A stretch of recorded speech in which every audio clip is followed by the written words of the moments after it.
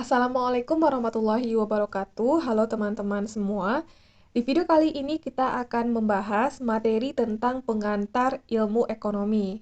Yang mana materi ini bersumber dari buku Ilmu Pengetahuan Sosial untuk SMA kelas 10 yang dikarang oleh Sari Oktaviana dan kawan-kawan. Pada buku kelas 10, yaitu buku IPS, materi ekonomi ada pada tema 3, yang mana judulnya adalah Ilmu Ekonomi, Manusia dan Upaya Pemenuhan Kebutuhan. Pada tema 3, ada beberapa materi yang dibahas, yaitu pengantar ilmu ekonomi, kegiatan ekonomi, pasar dan terbentuknya harga pasar, dan yang terakhir adalah lembaga keuangan. Di video kali ini kita akan berfokus pada materi pengantar ilmu ekonomi.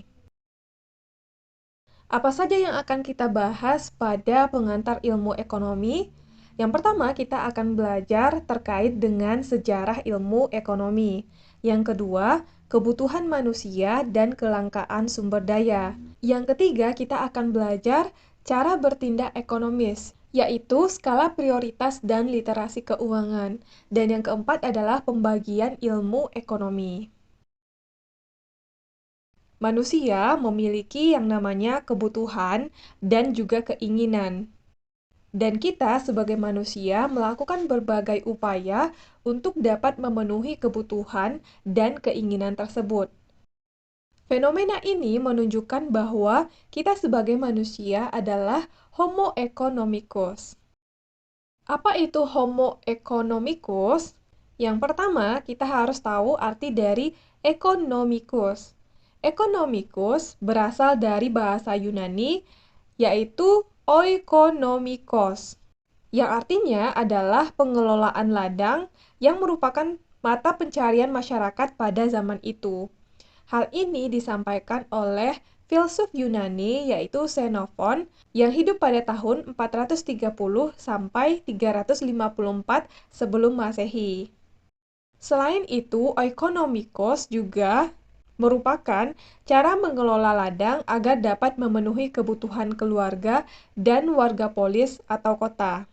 Jadi ya, dari pengertian yang disampaikan oleh Xenophon bahwa oikonomikos merupakan pengelolaan ladang, bagaimana mata pencarian masyarakat pada zaman itu. Selain itu, arti lain dari oikonomikos adalah cara mengelola ladang agar dapat memenuhi kebutuhan keluarga dan warga polis atau warga kota. Selanjutnya, berkembang istilah Homo economicus atau disebut juga dengan manusia ekonomi, yang merupakan upaya manusia untuk memenuhi kebutuhan dan kepuasannya dikala alat pemuas kebutuhan itu terbatas. Jadi, Homo economicus itu sama dengan manusia ekonomi, yang maksudnya adalah bagaimana manusia berupaya untuk memenuhi kebutuhan dan kepuasannya di saat alat pemuas kebutuhan itu terbatas. Adanya upaya manusia untuk memenuhi kebutuhannya dan kepuasannya di saat alat pemuas kebutuhan itu terbatas, hal inilah yang menjadi pendorong lahirnya ilmu ekonomi, di mana ilmu ekonomi mempelajari berbagai bentuk aktivitas ekonomi, yaitu segala tindakan untuk memenuhi kebutuhan dengan pertimbangan yang rasional dan terukur. Jadi, ilmu ekonomi mempelajari berbagai aktivitas ekonomi, yaitu segala tindakan untuk memenuhi kebutuhan dengan pertimbangan yang rasional dan juga terukur. Nah, kita sebagai manusia telah menerapkan ilmu ekonomi dalam aktivitas keseharian kita tanpa kita sadari di saat kita berusaha untuk memenuhi kebutuhan kita. Contohnya adalah ketika kita berusaha untuk memenuhi kebutuhan sekolah atau berusaha untuk memenuhi kebutuhan keluarga, dan contoh lainnya seperti kita berusaha untuk membeli buku, kemudian membeli pensil, membeli seragam. Nah, itu merupakan penerapan dari ilmu ekonomi di saat kita berusaha memenuhi kebutuhan yang kita butuhkan. Jadi, Dengan fenomena tersebut, ekonomi dekat bahkan melekat pada setiap individu, karena tak seorang pun dapat hidup tanpa berekonomi, karena setiap manusia berusaha untuk memenuhi kebutuhannya dan juga kepuasannya, atau di saat atau ketika alat pemuas kebutuhan itu terbatas. Oke, kita bahas materi pertama terkait dengan sejarah ilmu ekonomi. Sebelumnya kita telah membahas bahwa Xenophon dia telah membahas sedikit ya pengertian tentang oikonomikos. Setelah Xenophon, banyak ilmuwan dan filsuf yang mengemukakan pemikiran-pemikirannya tentang ilmu ekonomi. Namun, tidak secara sistematik dan holistik. Jadi, setelah Xenophon, banyak ilmuwan dan filsuf yang mengemukakan pemikiran-pemikirannya tentang ilmu ekonomi, tetapi ilmuwan dan filsuf tersebut mengemukakan pemikiran-pemikirannya tentang ilmu ekonomi tidak secara sistematik dan holistik. Awal pesatnya perkembangan ilmu ekonomi ditandai dengan penerbitan buku yang namanya adalah An Inquiry into the Nature and Cause of the Wealth of Nation, atau dikenal juga dengan buku Wealth of Nation yang diterbitkan pada tahun 1776 oleh Adam Smith. Buku ini, buku Wealth of Nation, merupakan buku pertama yang membahas ilmu ekonomi secara sistematik dan holistik. Adam Smith, yang merupakan pengarang dari buku Wealth of Nation, menjelaskan beberapa pandangan tentang ilmu ekonomi yang menjadi cikal bakal lahirnya ilmu ekonomi sebagai cabang ilmu yang berdiri sendiri. Karena gagasan-gagasan dan pandangan-pandangannya, maka Adam Smith dinobatkan sebagai bapak ilmu ekonomi, dan salah satu gagasannya yang terkenal adalah teori invisible hand. Mari kita bahas sedikit tentang invisible hand ini. Adam Smith mengemukakan mekanisme pencapaian tingkat kemakmuran dapat tercapai melalui kekuatan tangan tak terlihat, atau disebut juga dengan invisible hand. Yaitu maksudnya adalah tanpa adanya campur tangan pemerintah, di mana mekanisme pasar akan menjadi alat alokasi sumber daya yang efisien. Jadi menurut Adam Smith, bahwa pencapaian tingkat kemakmuran dapat dicapai melalui kekuatan tangan tak terlihat. Maksudnya adalah tanpa campur tangan dari pemerintah, di mana mekanisme pasar akan menjadi alat alokasi sumber daya yang efisien. Jadi tingkat kemakmuran itu dapat dicapai dengan tanpa campur tangan pemerintah. Yang bekerja di sini adalah mekanisme pasar yang menjadi alat alokasi sumber daya yang efisien. Teori invisible hand merupakan salah satu fondasi dalam ideologi pasar bebas yang mengunggulkan peran swasta dan mengharamkan program pemerintah. Jadi, teori invisible hand merupakan salah satu fondasi dari ideologi pasar bebas, yang mana pada teori atau pada ideologi pasar bebas yang lebih mengunggulkan peran swasta dibandingkan dengan program pemerintah atau peran pemerintah. Dalam sejarah perkembangan peradaban, awalnya manusia memenuhi kebutuhannya dengan cara berburu dan meramu. Kemudian selanjutnya, manusia menetap di suatu tempat dengan bercocok tanam dan beternak. Nah, pada saat ini, pada periode menetap di suatu tempat dengan bercocok tanam dan beternak, terciptalah sistem yang namanya adalah sistem barter, atau disebut juga dengan barang ditukar dengan barang. Jadi, yang pertama kali perkembangan peradaban manusia, awalnya manusia memenuhi kebutuhannya dengan cara berburu atau meramu. Kemudian, manusia menetap di suatu tempat dan dia bercocok tanam dan beternak. Di saat itulah muncul suatu sistem yang namanya adalah sistem barter, atau disebut juga dengan sistem barang ditukarkan dengan barang. Jadi pada awalnya sistem barter ini memudahkan manusia untuk mendapatkan suatu barang. Namun, seiring berjalannya waktu, manusia menyadari bahwa terdapat kekurangan dari sistem barter ini. Kekurangan pertama dari sistem barter adalah tidak terdapat satuan ukur yang jelas antara satu barang atau jasa terhadap barang dan jasa lainnya yang menimbulkan ketidakadilan. Contohnya adalah di saat satu karung padi ditukarkan dengan 10 butir telur ayam. Dan sistem barter itu terpaksa dilakukan karena tidak ada pilihan pada salah satu pihak pada saat itu. Kemudian, kekurangan yang nomor dua adalah kesulitan dalam mempertemukan orang-orang yang saling membutuhkan dalam waktu yang bersamaan. Kemudian, sistem barter ini sangat dipengaruhi oleh kebutuhan masing-masing individu, seperti yang telah kita jelaskan sebelumnya, dan dianggap tidak efektif untuk memenuhi kebutuhan. Setelah itu, manusia menemukan satuan alat hitung yang kita sebut dengan uang, di mana pada sistem uang ini terdapat kejelasan satuan alat hitung. Jadi kita semakin mudah untuk memenuhi kebutuhan kita dengan satuan alat hitung yang jelas. Di mana dengan sistem ini kita dapat menukarkan uang yang kita miliki untuk mendapatkan barang atau jasa yang kita inginkan. Berbagai upaya-upaya yang dilakukan oleh manusia untuk memenuhi kebutuhannya merupakan inti dari ilmu ekonomi. Jadi, inti dari ilmu ekonomi adalah upaya yang dilakukan oleh manusia untuk memenuhi kebutuhannya. Secara lebih jelasnya, ilmu ekonomi itu merupakan ilmu yang mempelajari cara manusia memenuhi kebutuhannya yang tidak terbatas dengan sumber daya yang terbatas, seperti yang sudah kita jelaskan sebelumnya. Jadi, ilmu ekonomi ini merupakan ilmu yang mempelajari bagaimana cara manusia memenuhi kebutuhannya yang tidak terbatas dengan sumber daya yang terbatas yang dimilikinya.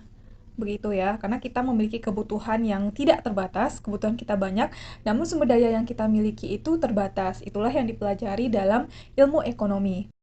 Kelahiran ilmu ekonomi didorong oleh adanya kelangkaan, yang mana kelangkaan menimbulkan pilihan-pilihan yang harus kita putuskan di tengah keterbatasan sumber daya yang kita miliki. Jadi, kelahiran dari ilmu ekonomi itu didorong oleh adanya kelangkaan sumber daya yang kita miliki yang terbatas, sementara keinginan kita atau kebutuhan kita tidak terbatas. Dan kelangkaan tersebut menimbulkan pilihan-pilihan yang harus kita putuskan. Sekarang kita akan masuk ke materi yang kedua, yaitu tentang kebutuhan manusia dan kelangkaan sumber daya. Berikut ada gambar kebutuhan dan keinginan. Bisakah teman-teman melihat perbedaan di antara kedua gambar ini? Pada gambar kebutuhan, di sini perempuan ini hanya memakan sepertinya ini nasi goreng atau kebutuhan pokok seperti makanan nasi goreng dan juga air putih. Sementara di gambar yang kedua yang merupakan keinginan, perempuan ini dia selain adanya makanan pokok yaitu mie, dia juga ada roti dan yang lainnya, juga ada minuman pelengkap begitu. Jadi di antara kedua gambar ini, kebutuhan dan keinginan, teman-teman bisa melihat perbedaan di antara keduanya dari gambar yang ada. Sekarang kita akan mengetahui apa itu pengertian dari kebutuhan dan keinginan. Pertama, apa itu yang dimaksud dengan kebutuhan? Kebutuhan merupakan sesuatu yang harus kita penuhi untuk bertahan hidup layak dan menaikkan taraf hidup kita. Sementara keinginan merupakan sesuatu yang tidak harus dipenuhi oleh seseorang, di mana tanpa hal tersebut sebenarnya ia masih dapat hidup layak. Nah, di sini kita bisa melihat perbedaan antara kebutuhan dan keinginan. Kalau kebutuhan itu merupakan sesuatu yang harus kita penuhi untuk bisa bertahan hidup layak dan menaikkan taraf hidup.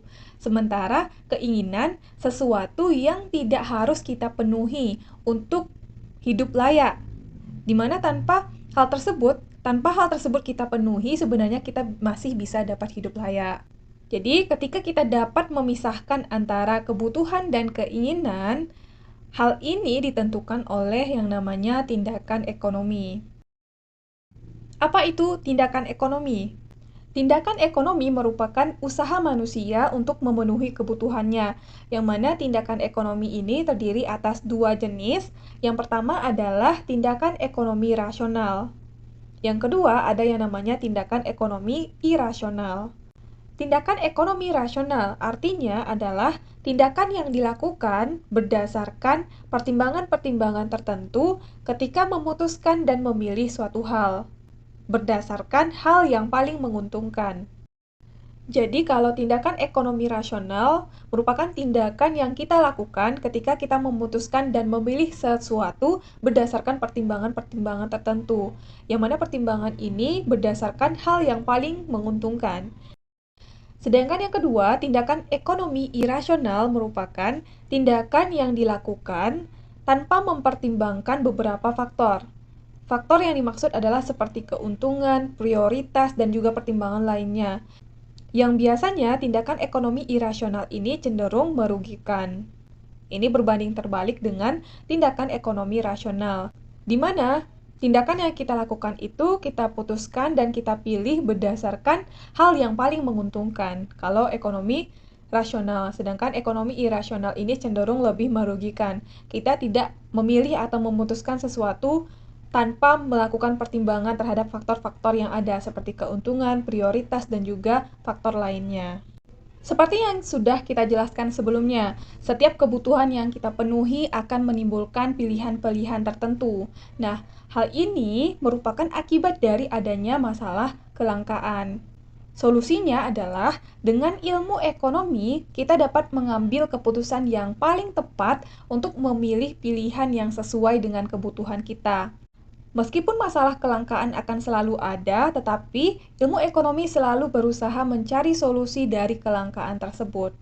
Jadi dengan adanya ilmu ekonomi, masalah kelangkaan tersebut dapat kita tanggulangi dan dapat kita carikan solusi dengan mengambil keputusan yang paling tepat untuk memilih pilihan yang sesuai dengan kebutuhan kita, bukan keinginan kita, karena kita memiliki sumber daya yang terbatas. Nah, sekarang kita akan membahas tentang faktor yang mempengaruhi kelangkaan. Apa saja faktor yang mempengaruhi kelangkaan? Kita akan menjelaskan 3 faktor yang mempengaruhi kelangkaan. Yang pertama adalah sumber daya alam. Ketersediaan sumber daya alam sangat terbatas. Sebagaimana yang kita ketahui ya, ketersediaan sumber daya alam sangat terbatas untuk memenuhi kebutuhan manusia. Misalnya, ketersediaan minyak bumi dan batu bara di alam yang terbatas.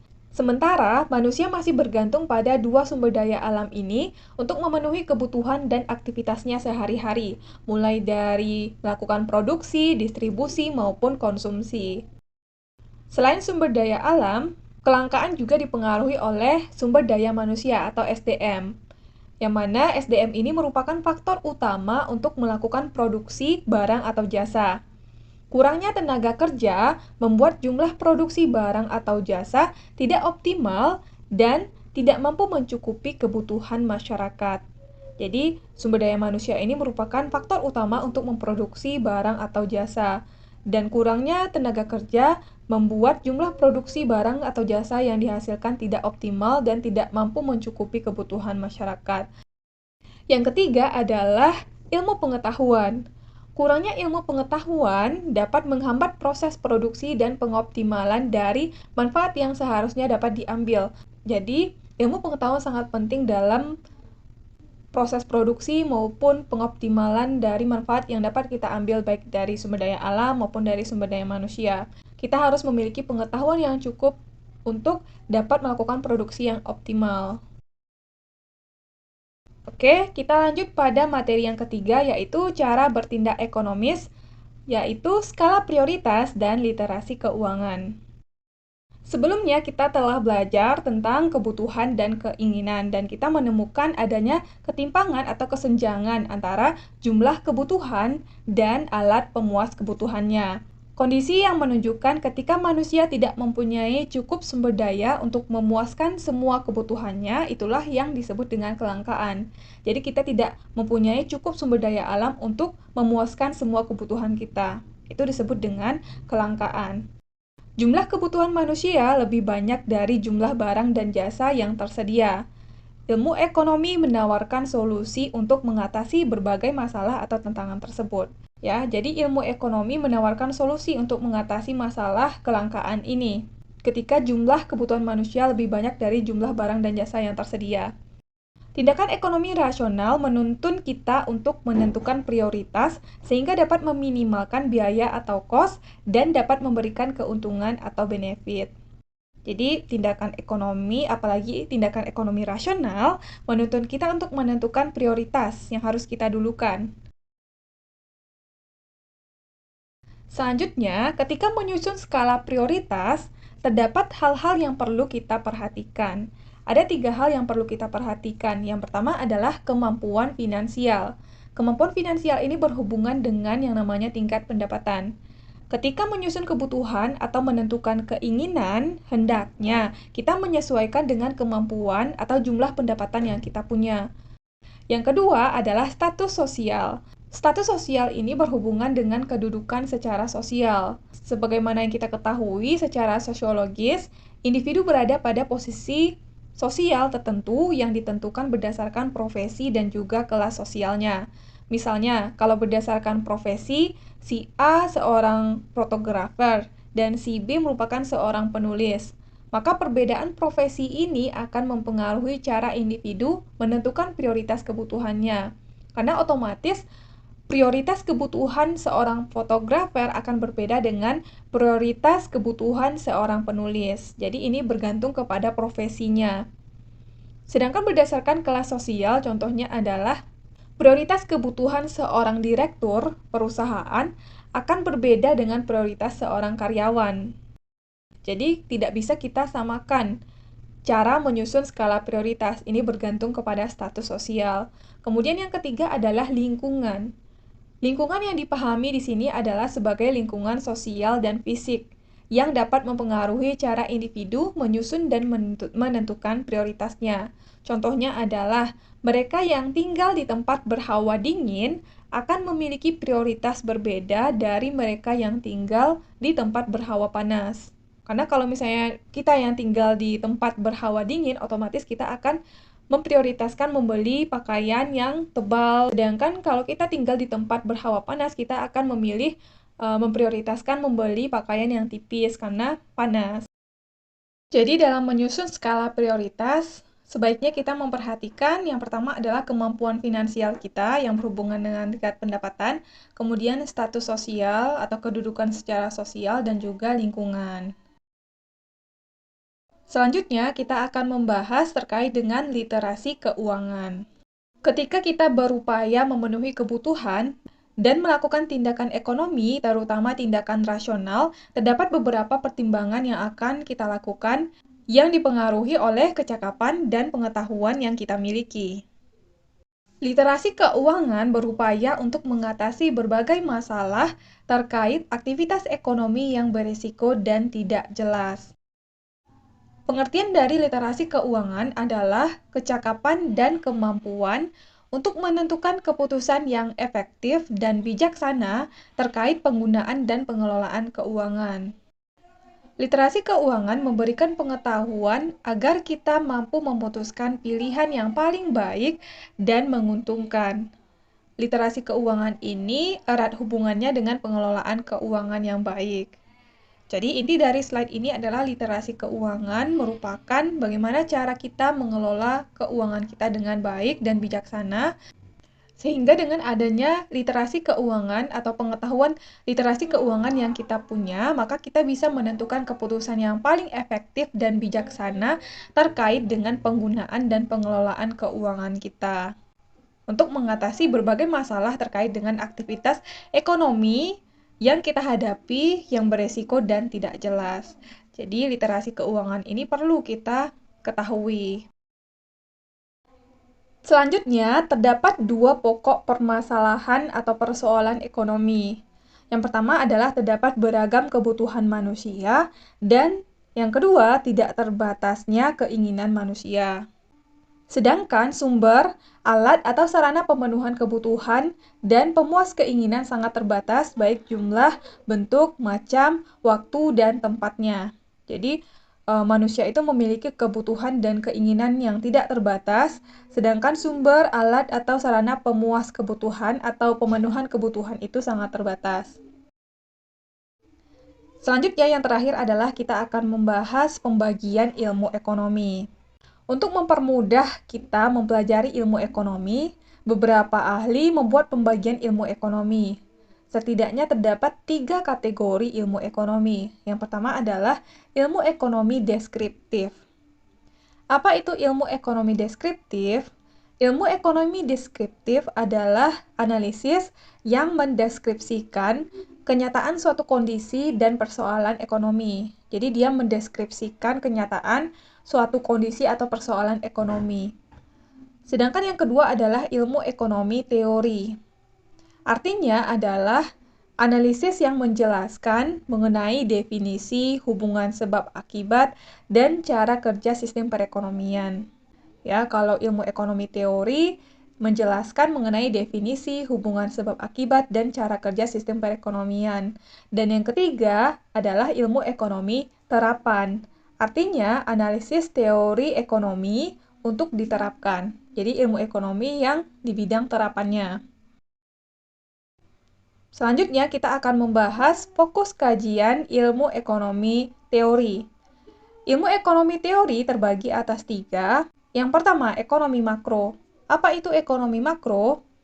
Ekonomi makro merupakan ilmu ekonomi yang fokus kajiannya mempelajari ekonomi secara luas, baik nasional atau internasional. Kajian ekonomi makro adalah persoalan ekonomi yang menyangkut suatu negara. Jadi kalau ekonomi makro ini, lingkup kajiannya itu adalah luas, yaitu nasional atau internasional, dan persoalan ekonomi yang menyangkut suatu negara. Misalnya, pendapatan dan produk nasional, kemudian jumlah uang yang beredar, pertumbuhan ekonomi, kesempatan kerja, tingkat pengangguran, serta hal lainnya yang bersifat makro, atau mempelajari ekonomi secara luas, yang lingkupnya nasional atau internasional. Sedangkan yang kedua adalah ekonomi mikro, merupakan ilmu ekonomi yang fokus kajiannya mempelajari hal-hal yang tingkatnya kecil, misalnya pada level individu atau organisasi. Contoh dari ekonomi mikro adalah laba rugi suatu perusahaan, keputusan konsumen ketika melakukan transaksi, dan lain-lain. Jadi kalau ekonomi mikro ini, lingkupnya itu adalah kecil, misalnya pada level individu atau organisasi. Kemudian yang ketiga adalah ekonomi syariah, merupakan ilmu yang mempelajari upaya manusia memenuhi kebutuhannya dengan cara yang sesuai dengan ajaran agama Islam. Karena dia ada syariahnya. Meski dalam beberapa hal memiliki nilai-nilai yang serupa, hal utama yang membedakan ilmu ekonomi syariah dengan ilmu ekonomi lainnya adalah pedoman aktivitasnya, yang mana ekonomi syariah akan selalu mengacu pada Al-Quran dan hadis sebagai sumber ajaran agama Islam. Contoh aplikasi dari ekonomi syariah adalah bank syariah, badan wakaf, hingga badan zakat. Walaupun berdasar pada ajaran agama Islam, ekonomi syariah dapat dipelajari dan dimanfaatkan oleh siapa saja, serta tidak terbatas pada agama seseorang. Sebagai ilmu, ekonomi syariah dapat dipelajari oleh siapapun tanpa adanya paksaan untuk mengaplikasikannya pada kehidupan sehari-hari. Jadi, ekonomi syariah ini mempelajari bagaimana upaya manusia memenuhi kebutuhannya dengan cara yang sesuai dengan ajaran agama Islam. Yang mana ekonomi syariah selalu mengacu atau berpedoman pada Al-Quran dan hadis sebagai sumber ajaran agama Islam. Ya, itulah 3 kajian dari ilmu ekonomi teori. Oke, sekian materi yang dapat kita bahas pada kesempatan hari ini. Semoga materi yang kita bahas hari ini dapat teman-teman pahami. Terima kasih udah nonton video ini sampai akhir. Sampai ketemu lagi di video selanjutnya.